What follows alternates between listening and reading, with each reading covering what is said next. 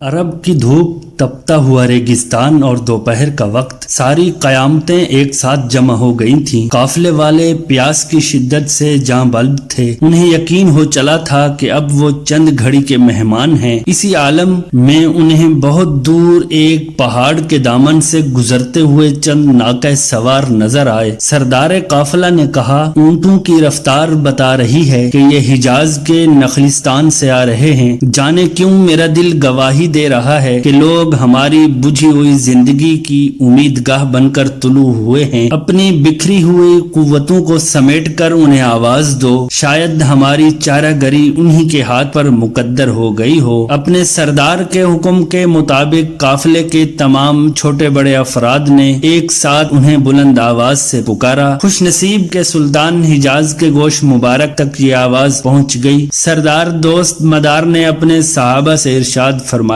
یہ عربی قبائل کا کوئی مصیبت زدہ کارواں معلوم ہوتا ہے، چلو اس کی اعانت کریں۔ باد صبا کی طرح تیز تیز قدم اٹھاتے ہوئے ان کے قریب پہنچے۔ پیاس کی شدت سے وہ بے حال ہو رہے تھے۔ ناقہ سواروں میں چمکتا ہوا چہرہ دیکھ کر وہ چیخ اٹھے، اے رحمت و نور والے، ہم پیاس کی شدت سے جاں بلب ہیں، تمہارے چھاگل میں پانی کے چند قطرے ہوں تو ہماری حلق تر کر دو۔ سرکار نے انہیں تسلی دیتے ہوئے ارشاد فرمایا، اس پہاڑ کی دوسری جانب ایک حبشی نژاد غلام اپنی ناکہ پر پانی کا ایک مشت لیے جا رہا ہے، اس سے جا کر کہو چل تجھے پیغمبر آخر الزمان بلا رہے ہیں۔ فوراً قافلے سے ایک شخص دوڑتا ہوا پہاڑ کی طرف روانہ ہو گیا۔ کچھ ہی فاصلے پر اسے ایک حبشی نژاد ناکہ سوار نظر آیا۔ اس نے اسے آواز دے کر روکا اور سرکار نامدار صلی اللہ علیہ وسلم کا پیغام پہنچایا۔ سرکار کا نامی سنتے ہی وہ رک گیا اور اپنی سواری سے اتر آیا۔ اب اپنے ہاتھ سے اونٹنی کی مہار تھامے ہوئے وہ پا پیادہ اس کے پیچھے چل پڑا۔ جیسے ہی اس کی نظر سرکار کے چہرے انور پر پڑھی، اس کے دل کی دنیا بدل گئی۔ ایک ہی جلوے میں وہ کاکل اور رخ کا اسیر ہو کر رہ گیا۔ حضور انور نے اسے مخاطب کرتے ہوئے ارشاد فرمایا، تیرا پانی کم نہیں ہوگا، ان پیاسوں پر اپنی مشک کا منہ کھول دے، خدا تجھے روشن کرے۔ اب وہ اپنے آپ میں نہیں تھا۔ سرکار کے حکم کی تعمیل کے لیے بے ساختہ اس کے ہاتھ اٹھے اور اس نے مشک کا منہ کھول دیا۔ آبشار کی طرح پانی کا دھار گر رہا تھا اور قافلہ والے سیراب ہو رہے تھے۔ جب سارے اہل قافلہ سیراب ہو چکے تو سرکار نے حکم دیا، اب مشک کا منہ بند کر لے۔ مشک کا منہ بند کرتے ہوئے اسے سخت حیرت تھی کہ کئی مشک بہہ جانے کے بعد بھی اس کے مشک کا ایک بوند پانی کم نہیں ہوا تھا۔ جمال تو پہلی نظر میں ہو چکا تھا، اب یہ کھلا ہوا معجزہ دیکھ کر وہ اپنے جذبہ شوق کو دبا نہیں سکا۔ بے خودی کے عالم میں چیخ اٹھا، میں گواہی دیتا ہوں کہ آپ اللہ کے سچے رسول ہیں۔ سرکار نے دعائیں دیتے ہوئے اس کے چہرہ پر رحمت و کرم کا ہاتھ پھیرا اور اسے رخصت کر دیا۔ حبشی غلام کا آقا پانی کے مشک کا بہت دیر سے منتظر تھا۔ جو ہی دور سے اپنی آتی ہوئی اونٹنی پر نظر پڑی، خوشی سے اس کا چہرہ کھل اٹھا، لیکن جوں جوں اونٹنی قریب ہوتی جا رہی تھی اس کا استعجاب بڑھتا جا رہا تھا۔ اسے حیرت تھی کہ اونٹنی اس کی ہے، مشک بھی اسی کا ہے، لیکن سوار اجنبی ہے۔ آخر اس کا اپنا غلام کہاں گیا؟ جب اونٹنی بالکل قریب آ گئی تو آقا دوڑتا ہوا آیا اور اس اجنبی شخص سے دریافت کیا کہ تو کون ہے؟ میرا وہ حبشی غلام کہاں گیا؟ مجھے ایسا لگتا ہے کہ تو نے اسے قتل کر کے میری اونٹنی پر قبضہ کر لیا ہے۔ سوار نے اظہار حیرت کرتے ہوئے جواب دیا، ہائے افسوس، آج آپ کو کیا ہو گیا ہے؟ اپنے قدیم غلام کو بھی آپ نہیں پہچانتے؟ آپ کا غلام تو میں ہی ہوں، اور آپ کا غلام کون ہے؟ مجھے فریب دیتے ہوئے تجھے شرم نہیں آتی؟ میرا غلام حبشی نژاد تھا، اس کے